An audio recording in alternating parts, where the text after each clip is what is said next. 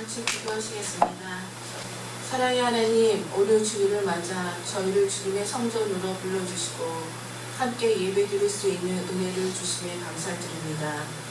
이 시간 주님의 은혜를 찬양하길 원하며 감사와 기쁨의 예배를 드리기를 원합니다. 또한 이 시간 함께 예배하지 못한 우리 제작교회 지체들을 기억하여 주시고 어디에 있든지 주님의 동일한 은혜를 허락하시며 이 시간을 기억하고 사모할 수 있도록 은혜 내려주시기를 기도합니다. 우리 제자교회가 주님의 말씀 가운데 성도들이 서로 사랑하고 섬기며 하나님의 영광을 나타내는 믿음의 공동체가 되게 하여 주시옵소서. 제자교회 지체들이 각자의 삶 속에서 주님의 사랑을 알게 하시고 살아계신 하나님을 찬양하는 삶 살게 하여 주시옵소서. 제자교회 주일학교부터 청년부, 장년부 모두가 주님의 은혜로 더욱 성숙한 신앙생활을 할 수 있게 도와주시고 주님의 말씀을 사모하며 그 말씀 따라 살아가게 하시고 주님의 사랑을 세상에 전할 수 있는 믿음 또한 주시기를 기도합니다. 오늘 주님의 말씀을 전해주시는 목사님에게 은혜를 더해 주셔서 그 말씀을 듣는 우리 모두가 성령 충만하게 하여 주시옵소서. 이 모든 말씀 우리 주 예수 그리스도의 이름으로 기도드립니다. 아멘. 하늘에 계신 우리 아버지여, 이름을 거룩히 여김을 받으시오며 나라가 임하옵시며 뜻이 하늘에서 이루어진 것 같이 땅에서도 이루어지이다. 오늘 우리에게 이런 양식을 주옵시고 우리가 우리에게 죄를 지은 자를 사하여 준 것 같이 우리의 죄를 사하여 주시옵고 우리를 시험에 들게 하지 마시옵고 다만 악에서 구하시옵소서. 나라의 권세와 영광이 아버지께 영원히 있사옵나이다. 아멘. 오늘 하나님께서 주신 말씀은 마가복음 6장 14절에서 29절까지입니다. 봉독하겠습니다. 예수의 이름이 널리 알려지니 헤롯 왕이 그 소문을 들었다. 사람들은 말하기를 세례자 요한이 죽은 사람들 가운데서 살아났다. 그 때문에 그가 이런 놀라운 능력을 발휘하는 것이다 하고 또 더러는 말하기를 그는 엘리야다 하고 또 더러는 옛 예언자들 가운데 한 사람과 같은 예언자다 하였다. 그런데 헤롯이 이런 소문을 듣고서 말하기를 내가 목을 벤 그 요한이 살아났구나 하였다. 헤롯은 요한을 잡아오게 하여서 목에 가둔 일이 있었다. 헤롯이 자기와 형제가 아닌 빌립의 아내 헤로디아 때문에 그렇게 했던 것이다. 헤롯이 그 여자를 아내로 맞았으므로 요한이 헤롯에게 형제의 아내를 차지하는 것은 옳지 않다고 말해왔기 때문이다. 그래서 헤로디아는 요한에게 원한을 품고 요한을 죽이고자 하였으나 뜻을 이루지 못하였다. 이것은 헤롯이 요한을 의롭고 성스러운 사람으로 알고 그를 두려워하며 보호해 주었고 또 그의 말을 들으면 몹시 괴로워하면서도 오히려 달게 들었기 때문이다. 그런데 좋은 기회가 왔다. 헤롯이 자기 생일에 고관들과 천부장들과 갈릴리의 요인들을 청하여 놓고 잔치를 베풀었는데 헤로디아의 딸이 춤을 추어서 헤롯과 그 자리에 앉아있는 사람들을 즐겁게 해주었다. 왕이 소녀에게 말하였다. 내 소원을 말해보아라. 내가 들어주마. 그리고 그 소녀에게 굳게 맹세하였다. 내가 원하는 것이면 이 나라의 절반이라도 주겠다. 소녀가 바깥으로 나가서 자기 어머니에게 말하였다. 무엇을 달라고 청할까요? 그 어머니가 말하였다. 세례자 요한의 머리를 달라고 하여라. 소녀는 급히 왕에게로 돌아와서 청하였다. 곧바로 서둘러서 세례자 요한의 머리를 쟁반에 담아서 내게 주십시오. 왕은 마음이 몹시 괴로웠지만 맹세한 것과 거기와 함께 앉아있는 사람들 때문에 소녀가 달라는 것을 거절할 수 없었다. 그래서 왕은 곧 호위병을 보내서 요한의 목을 베어오게 하였다. 호위병은 나가서 감옥에서 요한의 목을 베어서 쟁반에 담아 소녀에게 주고 소녀는 그것을 자기 어머니에게 주었다. 요한의 제자들이 이 소식을 듣고 와서 그 시체를 거두어다가 무덤에 안장하였다. 이는 하나님의 말씀입니다. 하나님 감사합니다. 우리 주 예수 그리스도의 은혜와 평강이 우리 모두와 함께 하시기를 축원합니다.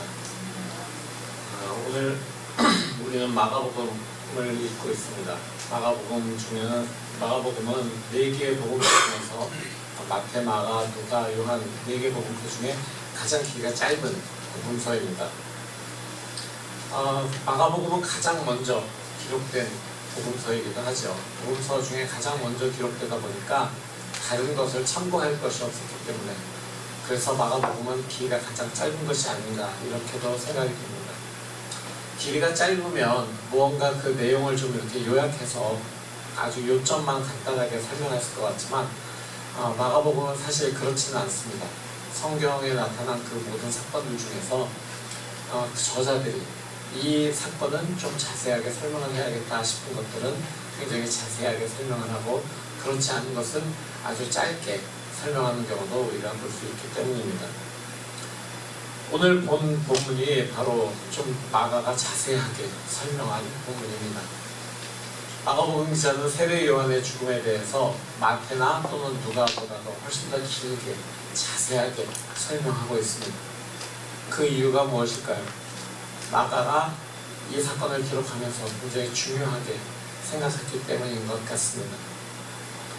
세례 요한이 활동하던 시기에 그 갈릴리 지방에 왕이 있었습니다. 어떤 넓은 지역을 다스리는 왕이 있는데 그 왕은 자기가 그저 세워져서 자기가 스스로 왕이 된 것이 아니라 로마가 그 당시를 지배하고 있었기 때문에 그 당시 세계를 지배하는 로마가 그 지역에 그 민족 중에서 한 사람을 왕으로 세워서 그 지역을 다스리게 했습니다. 왜냐하면 그렇게 해야지만 자기들의 민족 중에서 세워진 왕이니까 아무래도 그 사람의 말을 잘 들을 것이기 때문에 로마는 유대인들 중에서 헤롯 안티파스라는 사람을 왕으로 세우고 그리고 그 사람의 통치를 받도록 하였던 것이죠. 그가 바로 오늘 본문에 나오는 헤롯 왕입니다. 헤롯 안티파스에게는 동생이 있었습니다. 근데 그의 동생의 아내가 있었는데 헤로디아라는 여자가 있었는데 그 여자하고 헤롯이 결혼을 하기 위해서 자기 아내를 버리고 그 헤롯의 동생의 아내 그러니까 제수와 결혼을 한 것입니다. 어떻게 보면은 사실 그 동생의 아내이긴 했지만은 헤롯 안티파스와는 사촌 정도 시간인 그런 친척간이 됐습니다. 당시 1세기 사회에서는 그런 왕족들 간에는 근친 간의 결혼들이 성행했기 때문에 그럴 수도 있다라고 우리는 생각하지만 사실 동생의 아내와 결혼을 하기 위해서 아내를 원래 조강지처를 버리고 다시 결혼한다 이런 것은 사실 우리의 생각으로도 또 당시의 생각으로도 그렇게 받아들여질 만한 것은 아니었습니다. 사람들은 왕가에서 일어난 일이니까 그거에 대해서 뭐라고 말고알고 하지 않았습니다. 비판하고 싶어도 그렇게 대놓고 비판을 할 수 없었습니다. 그런데 그 사건을 정면으로 비판했던 사람이 있습니다. 바로 세례 요한이죠.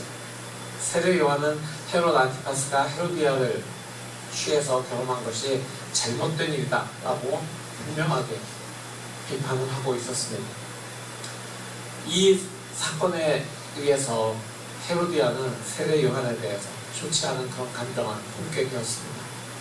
헤롯 안티파스 역시 세례 요한이 자기의 그 잘못된 결혼에 대해서 비판하는 것을 기분 나빠하긴 했지만 그것이 분명히 잘못됐다는 것을 깨닫고 있었기 때문에 세례 요한의 말에 비판에 마음이 아팠지만 그래도 그것을 수긍하는 그런 태도를 보이고 있었습니다.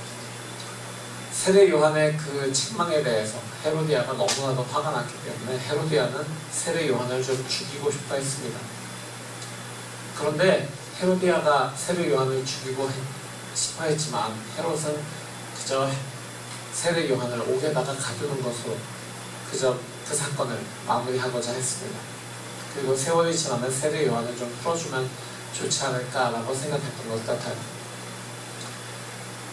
근데 그 이유 중에 하나는 그가 헤롯이 세례 요한을 예언자로 인정했기 때문도 있지만 민중들도 그 당시 유대 사람들도 세례 요한을 큰 선지자로 따르고 있었기 때문에 그는 사람들의 안목이 두려워서도 그런 일을 하지 못했던 것입니다.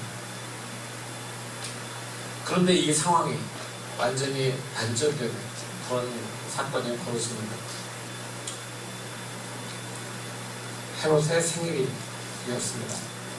생일이었으니까 이제 자기 주변에 있는 모든 고관들을 불러 모으고 천부장들을 불러 모아서 생일 잔치를 엽니다.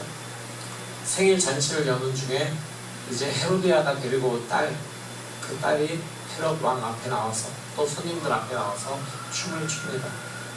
그 춤이 어떤 정도의 춤이었는지 저는 상상은 안 가지만 아마 헤롯과 그 자리에 모였던 사람들이 전부 다 기뻐했다라는 것을 보면 아마 놀라운 춤솜씨를 보였거나 아니면 아주 귀엽게 춤을 추었기 때문에 사람들이 아마 반했던 것 같습니다.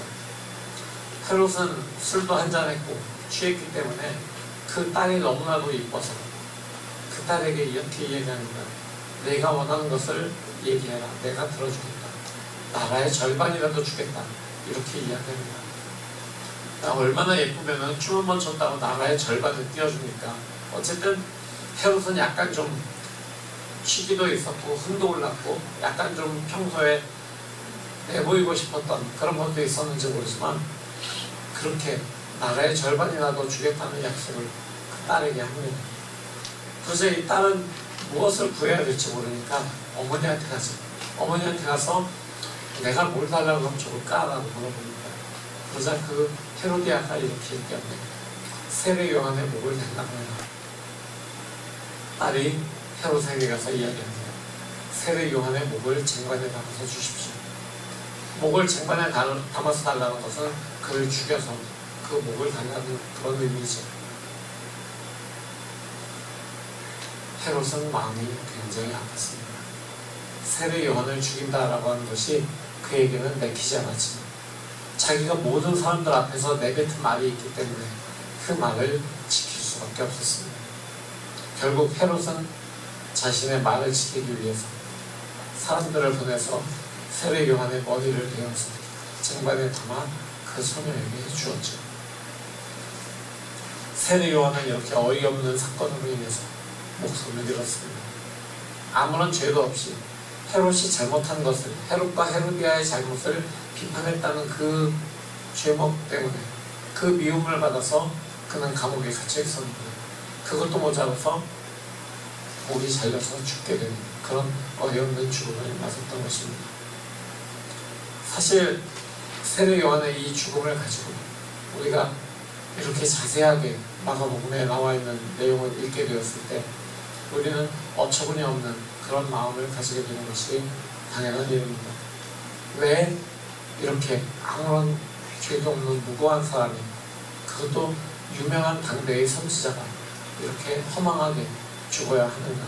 그 어린 소녀가 아버지에게 춤을 추고 한 그 한마디 약속 때문에 세례 요한이 죽어야만 했는가? 여기에 우리는 의문을 가지지 않을 수가 없는 것입니다.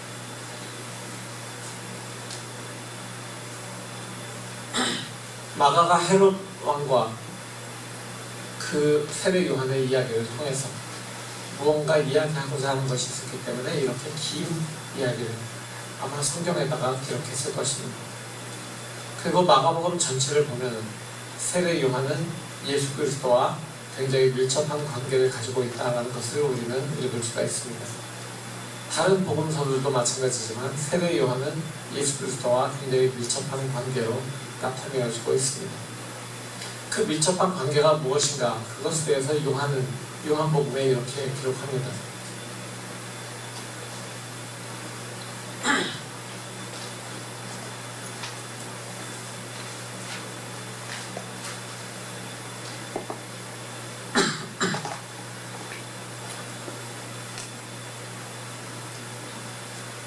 이 분이 내가 말씀드린 바로 그 분입니다.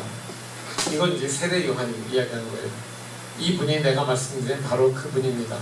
내 뒤에 오시는 분이 나보다 앞서신 분이라고 말씀드린 것은 이 분을 두고 말한 것입니다. 그분은 사실 나보다 먼저 계신 분이기 때문입니다. 세례 요한은 세상에 나와서 회개의 세례를 선포하고 그리고 세례를 사람들에게 베풀었습니다. 그러면서 그는 자기 자신을 추앙하는 사람들에게 대해서 나 말고 내 뒤에 오시는 분이 계시다라고 이야기하면서 이렇게 이야기한 것입니다.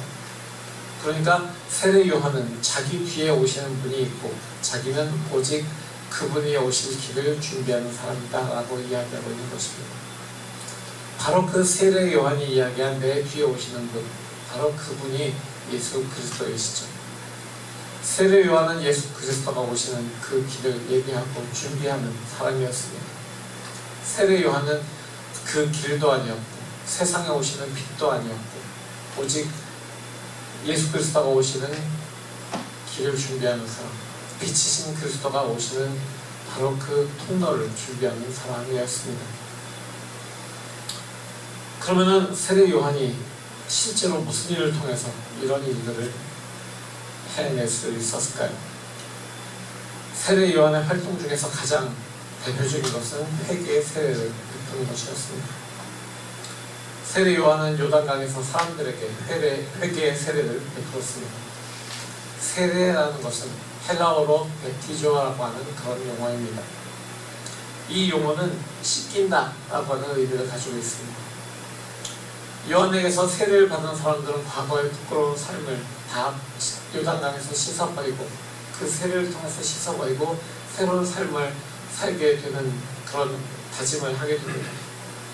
거룩하신 아들 예수 그리스도가 오시는 그 미래를 위해서 그것을 회개로 준비하는 것이 바로 세례 요한이 한 일이었습니다. 복음서 기자들이 세례 요한을 주목한 이유 중에서 또 하나의 이유는 세례 요한의 죽음 때문이기도 합니다. 오늘 우리가 읽었던 이 세례 요한의 죽음은 어떻게 보면은 그저 그가 이름도 없이 죽어갔다라고 하는 그런 내용으로 들릴 수도 있습니다.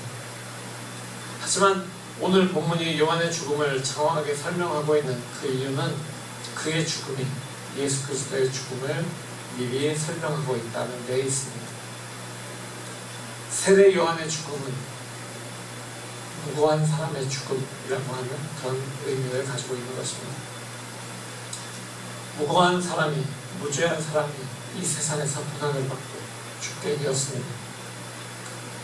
성경을 통해서 무고한 사람이 이 세상에서 고난을 받고 죽는 그 이야기는 창세기부터 계속 기록이 되어 있습니다. 창세기를 보면은 아담의 아들 중에서 가인과 아벨이 있는데 가인이 아벨을 아무런 이유 없이 그저 하나님이 아벨의 제사는 받으시고 자기의 제사는 받지 않았다는 그 이유로 인해서 자기의 동생인 아벨을 죽입니다. 하나님에게 큰 쓰임을 받았던 엘리야 선지자가 있죠. 그도 아합 왕과 이스벨에게 미움을 받고 죽을 위기에 처하기도 합니다. 구약의 굉장히 긴 성서의 책인 욥기를 보면 욥은 의로운 사람이었는데 그가 이유 없이 고난을 당합니다. 세례 요한도 바로 그 의로운 사람이 당하는 고난의 연장선에 서 있었습니다. 그러면은 결국 이 세례 요한이 당한 것처럼 이 세상에서 많은 무죄한 사람들이 고난을 당하고 있는 그 이유가 어디 있을까요? 예수께서는 하나님을 모독하고 민중을 선동했다라고 하는 그 이유로 십자가에 달리셨습니다. 예수께서는 세례 요한처럼 의로운 분이셨습니다.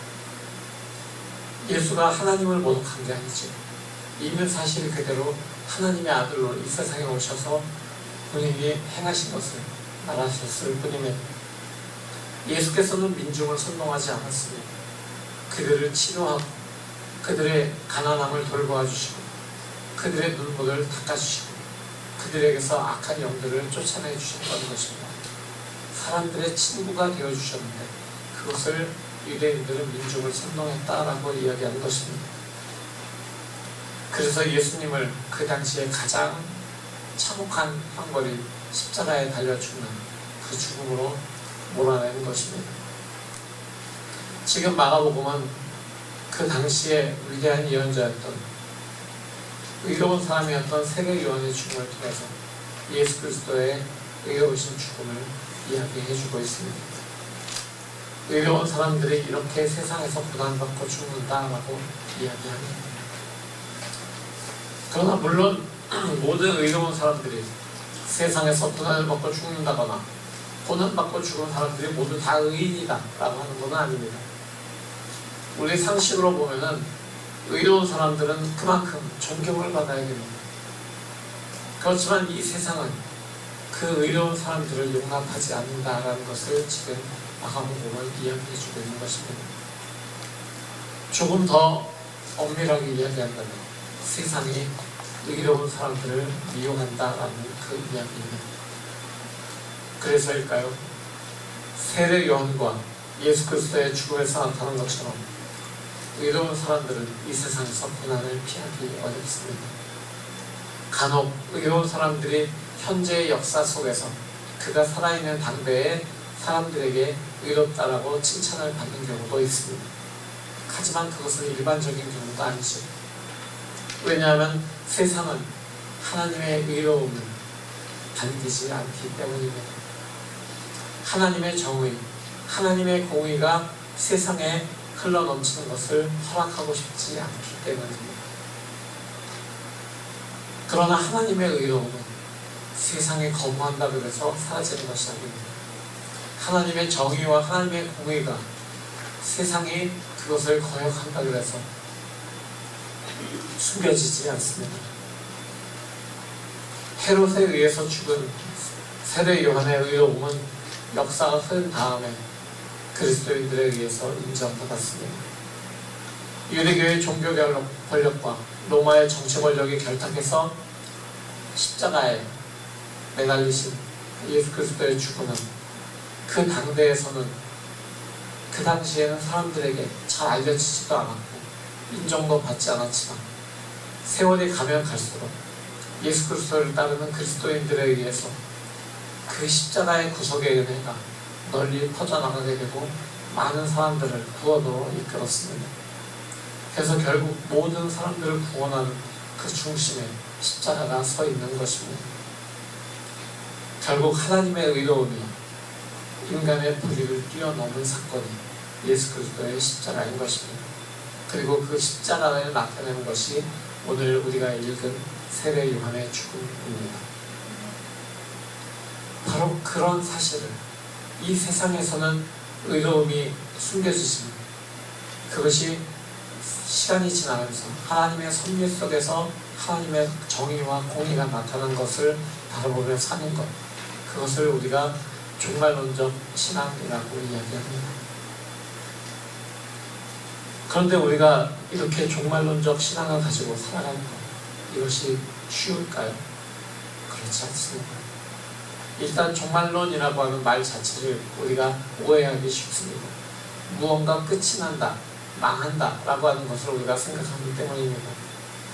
그리고 그것을 어느 정도 이해한다라고 할지라도 그것을 내 삶과 일치시키는 것은 쉽지 않습니다. 세상 속에서 살아가는 사람들은 자기를 성취하는 것에 전념하고 있습니다. 끝없이 하늘을 향해서 뻗어있는 사다리를 타고 위로 올라가려고 합니다. 그러나 그렇게 올라간다고 하더라도 꼭대기에 오르는 것은 극소수의 사람들이고 대부분의 사람들은 올라가는 데 실패합니다. 그러나 그렇게 실패하기 때문에 더욱 더 올라가고 싶어하고 현재 내가 있는 위치에 대해서 불안해하는 것입니다. 이에 반해서 우리 그리스도인들은 우리 자신이 어떤 삶을 성취해야 된다라고 생각하지 않습니다. 우리는 세계를 창조한 사람이 아니라 세계를 창조하신 하나님의 피조물이기 때문입니다. 결국 우리의 생명은, 우리의 성취는 세계의 주인이신, 창조주이신 하나님의 생명에 일치될 때, 그때 이루어질 수 있다는 것을 우리가 고백하는 사람들입니다. 이 말은 곧 현재의 삶에서 우리가 원하는 것이 성취되든지 성취되지 않든지 그것을 중요시하지 말아야 한다라는 이야기입니다. 절대적인 생명은 하나님께 속해 있기 때문에 우리가 만들어내는 것이 아니고 하나님께 속해 있는 것이기 때문에 우리는 그 하나님께 속했다는 것을, 하나님께서 우리 삶에서 이루어내실 것들을 바라며 기대하며 살아가는 사람들, 결국 종말론적으로 하나님의 정의와 공의가 이 세상에서 이루어질 것을 바라며 사는 것이 우리의 삶이기 때문입니다. 말씀을 정리해 봅니다. 비록 현재 우리의 삶이 우리가 원하는 방식으로 이루어지지 않는다 그래도 우리 그리스도인들은 하나님께서 이루실 참된 생명의 나라, 바로 그 소망의 나라에 우리의 희망을 두고 살아가야 합니다. 바로 그것이 종말론적인 신앙입니다. 오늘 우리는 어떻게 보면 극도로 고난을 기피하는 삶을 살아갑니다. 하나님 안에서의 평안이 아니라 내 자신의 편안함을 추구하며 살아갑니다. 그리스도의 몸인 교회 안에서도 성공과 실패라는 잣대로 모든 것을 평가할 정도로 우리는 평안이 아니라 편안함을 추구하고 성공과 성취를 위해서 바라며 살아갑니다. 우리 삶의 모든 부분이, 심지어 교회도 이 세상의 인정을 받아야 하는 성공주의에 사로잡혀 있는 것 같습니다. 그런 시각에서 오늘 우리가 읽은 세례 요한의 죽음은 실패한 죽음입니다. 예수 그리스도의 삶도 실패한 것처럼 보일 수 있습니다. 그러나 성도 여러분, 그리스도인의 실패와 성공은 세상의 성공과 실패와 질적으로 다르다는 것을 우리는 깨달아야 합니다. 실패했다고 해서 너무 좌절하지 말고 성공했다고 해서 크게 자랑할 것도 없다는 이야기입니다. 참된 성공과 실패는, 그리스도인에게 있어서 참된 성공과 실패는 이 세상의 잣대가 아니라 하나님께서 이루신 나라의 척도로 평가된다라는 것입니다. 바로 그 하나님 나라의 기준대로 사는 사람은 현재 당하는 고난을 두려워하지 않습니다. 현재 얻는 행운에 도취되지 않습니다. 모든 것은 결국 하나님의 기준에 의해서 평가된다는 그 사실을 알고 있기 때문입니다. 매일의 삶에서 하나님 나라의 기준을 따르시길 기원합니다. 자신을 버리고 세상을 품으신 바로 그리스도 예수의 길을 따르시기 바랍니다. 그렇게 종말론적인 삶을 살아가는 그런 우리 모두가 되기를 우리 안에 살아서 역사하시는 예수 그리스도의 이름으로 축원합니다. 아멘. 오늘 이 말씀을 가지고 우리는 이렇게 기도하기로 합니다. 주님, 세상 속에서 내 삶의 실패한 부분들, 세상의 기준으로 실패했다고 생각하는 부분들이 주님의 기준에서는 성공인 것으로 볼 수 있기를 원합니다. 그러기 위해서 예수 그리스도의 죽으심을 보면서, 세례 요한의 죽음을 보면서 실패한 죽음이라고 이야기하지 않고 오히려 그것이 세상을 이긴 진정한 성공이다라는 것을 깨닫고 나아가기를 원합니다. 이렇게 기도하겠습니다. 다 같이 기도하겠습니다.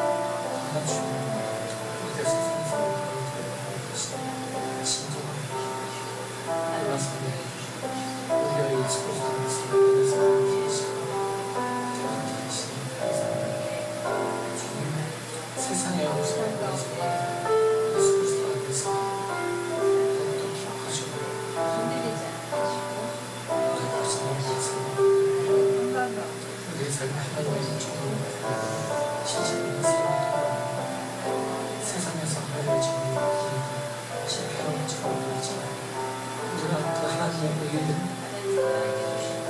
사랑하기 위해서 우리가 위대한 사랑을 위해서 그때 하나님께서 우리를 시험하셔서 하나님을 사랑하고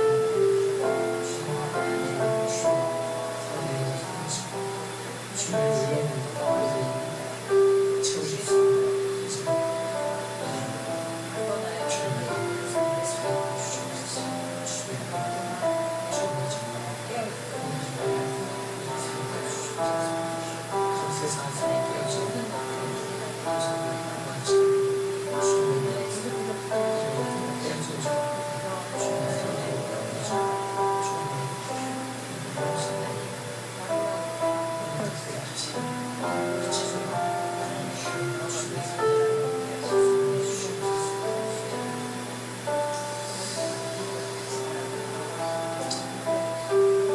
세상에서의 실패가 사람들의 손가락질을 받을 수도 있지만, 그렇지만 그것이 예수 그리스도의 죽으심을 닮아가는 실패라면 기꺼이 실패하겠습니다. 세례 요한이 허무하게 죽은 것 같지만 그의 죽음을 통해서 의로운 사람의 죽음을, 바로 예수 그리스도의 죽으심을 우리에게 깨닫게 하는, 이제 예수 그리스도의 그 십자가의 죽으심을 우리에게 새롭게 깨닫고, 바로 그 예수 그리스도의 죽으심을 통해서 우리가 의롭게 되었다는 것을 우리가 알게 되었고, 바로 그 일을 통해서 주님께 감사와 찬양을 드립니다. 그리스도인이라고 하는 그 이름으로 살아가는 우리에게 그리스도의 죽으심을 통한 그 참 생명이 우리 안에 나타나는 허락되는 것을 우리가 세상에 선포할 수 있도록 우리의 입술을 주장하시고 우리의 혀를 주장하셔서 우리가 날마다 주님의 이름을 높이고 주님의 이름을, 그 생명을, 주님의 길, 그 정의를, 그 평화를 세상에 선포하는 삶 살아갈 수 있게 우리에 넣어주시옵소서. 그렇게 주님의 제자로 불러주셨으니 제자의 삶, 종말론적인 삶을 통해 하나님 나라는 이 땅에 있는 삶 살아갈 수 있도록 은혜 넣어주시옵소서. 그렇게 하실 주님의 이름을 찬양하며 예수 그리스도의 이름으로 간절히 기도드립니다. 아멘. 성도 여러분, 세상의 기준으로 보면 실패한 것처럼 보이지만 하나님의 섭리 안에서는 실패가 아님을 기억하십시오. 의로운 사람은 우리 주님이 세우시고 높여주십니다. 세례 요한의 죽음이 헛된 죽음이 아니라 예수 그리스도의 죽으심을 우리에게 보인 것임을 깨달았습니다. 세상의 기준이 아니라 하나님 나라의 기준으로 살아가겠습니다. 주여 우리를 도우소서. 아멘. 이제는 우리 주 예수 그리스도의 무한하신 은혜와 아버지 하나님의 지극하신 사랑하심과 성령 하나님의 내주하시고 도우심이 이제 예수 그리스도의 죽으심을 보면서 이 세상에서는 실패한 것처럼 보이는 것이 하나님의 섭리 안에서는 가장 높은 구원을 이룬 것임을 깨닫고 그 복음을 세상에 선포하기로 결단하고 나가는 모든 주님의 사랑하는 성도들 머리 위에 그들의 가정과 학업과 그들의 모든 하는 일 위에 영원토록 함께 하시기를 간절히 축원하옵나이다.